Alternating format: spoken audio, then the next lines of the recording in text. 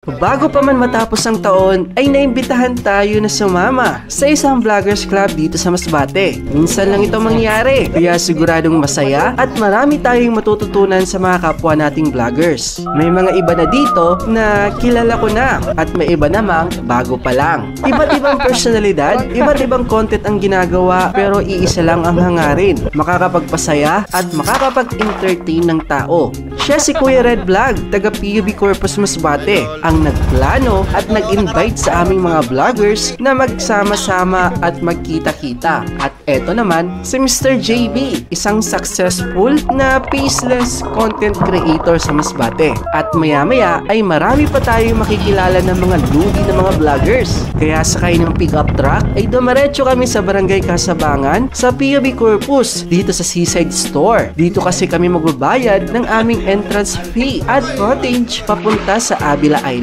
Kaya sa mga nanonood dyan, kung nagbabala kayo pumunta dito sa Avila Island o mas kilala rin bilang Balangigi Island, ay dito lamang kayo pumunta. Marami na rin pala kayo dito mabibili sa store na to na mga kailangan nyo doon sa isla. Para sa entrance fee pala ay 150 pesos per head. Ang room naman dito ay 1,000 pesos at ang cottage naman ay 500 pesos. Pwede naman kayo dito magdala ng tent kung gusto nyo mag-camping. Kasama rin pala natin dito ang mga luding vloggers ng Di Masalang Masbate. Walang iba kundi sina Just Marlin Pobreng Vlogger, Bergantin Vlogs at si Marky Almo. Matapos makapagbayad ay dumiretso na kami sa bangka at medyo masama pa nga ang panahon. At habang palapit na palapit kami sa Avila Island ay unti-unti rin kaming inuulan dito sa dagat at may kasama pang malakas na alon. At salamat sa Diyos dahil nakarating naman kami sa aming paroroonan ng ligtas. Welcome to Avila Island!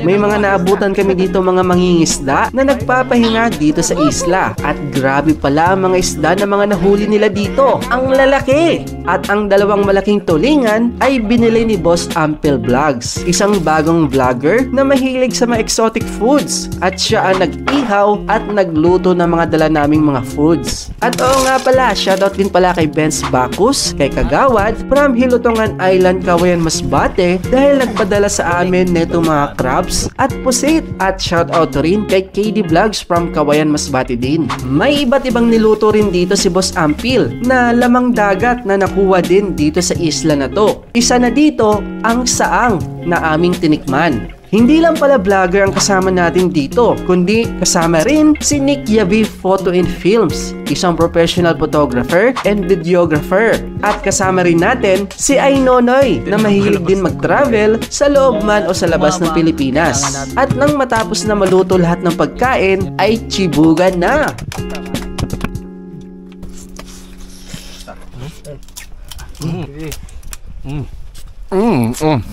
Taba-taba. May trabaho? Grabe ka humigop. At kinabukasan ay naligo na kami dito sa napakagandang dagat ng Avila Island. At dito na po natatapos ang aming outing kasama ang mga Masbateño Vloggers Club. Sana po ay suportahan nyo ang aking mga bagong kaibigan sa kanilang mga content na ginagawa. Muli, ako nga po ulit si JM Nga Vlogs. Nagpapasalamat sa panonood ng video na to. Sana po'y magkita-kita ulit tayo sa susunod. Bye bye guys! Peace!